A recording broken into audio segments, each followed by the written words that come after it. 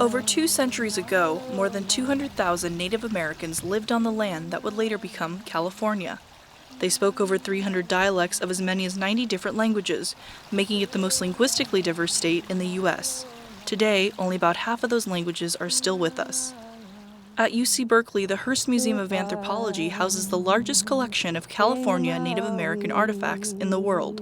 And L. Frank Manriquez hopes to learn the names of them all.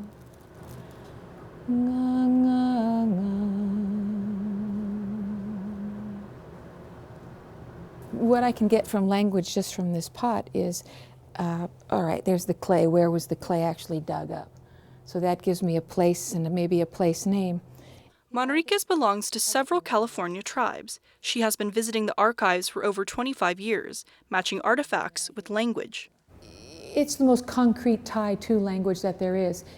These things have become, in my mind, they are all of these pieces, all of these artifacts are my tribe. They hold the language, just as if they were a person holding the language, and it's up to me then to work hard to get that language out of them. Manriquez is a part of a growing movement to revitalize Native American languages. It began 20 years ago when many realized languages were disappearing with the eldest generation of fluent speakers. Because I've had words all around my house, but now it's time to really make a place where nobody can speak English in this place. We have to learn now. We've been studied enough. Sure, there are scientists who are going to go deeper and deeper and deeper and find that vowel for us. But there's enough out there for us natives to actually make language from. It's important to me to preserve their culture, their traditions, their history, and I know for a fact if young people aren't trying to learn it, it's going to go extinct.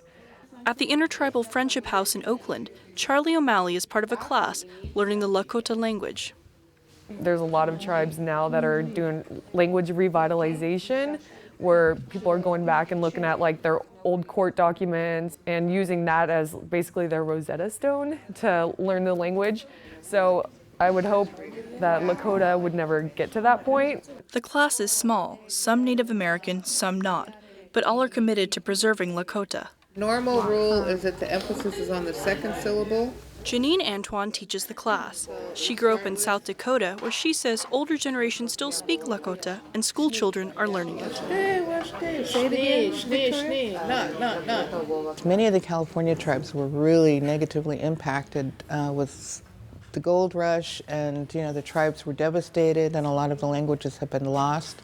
And there's a very strong effort with the California peoples to revive their languages. We practice, we're Indian, we know who we are, we know our tribes, we know where we came from, but language is not something that was not always available. It's difficult, but to me it feels right, it feels good, it feels like I'm home. I'm learning something that I should have learned and should have been able to speak all my life. And that's something when we were taught, they said, always remember, don't forget. Marlin Ashes now works at the Intertribal Friendship House.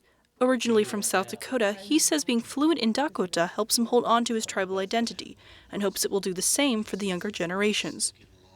It's a piece of our culture that is dying out, whereas when they get up to be young adults, if they have no inkling of how things were or what it was, then they're lost, Activists formed the Intertribal Friendship House in the 1950s as a safe place for displaced Native Americans, many of whom had been relocated off of their land.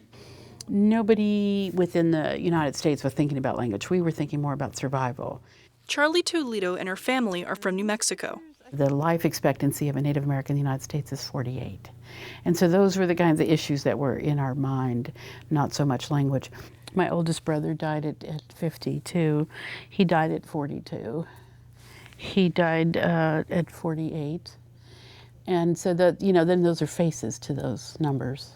And so my grandparents had to give up their languages and speak Spanish. Then my parents were speaking Spanish, but when they went to schools, they started being tortured and punished to speak English.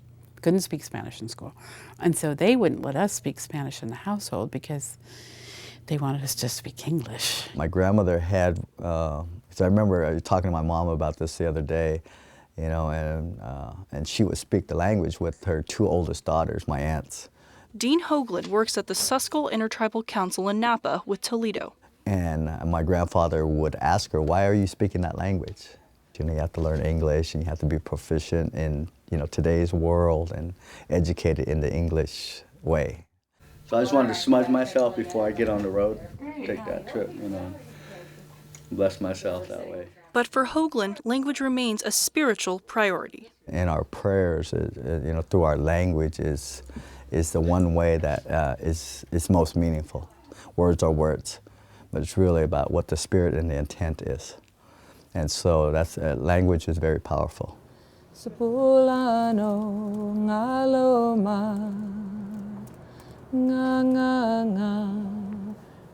know, I pray before I come, and then I really can never seem to leave here without singing. You know, that's my offering. You'll see people, see people come out of here just crying while they're in here. Just crying, you know, because this is something that someone from their family made. And it's just, it's like finding a lost family member. You know, I don't know that we're ever going to be fluent enough to, you know, hold fluent conversations with each other. And looking at all this history, what are we going to put back together? You know, with all these little bits that language hooks up. Well, we're just going to be able to make it to the land of the dead. We're going to be able to pray. We're going to be able to pray over our dead, pray for our children. And you have to take it back down to what you can do, you know, what one person can do.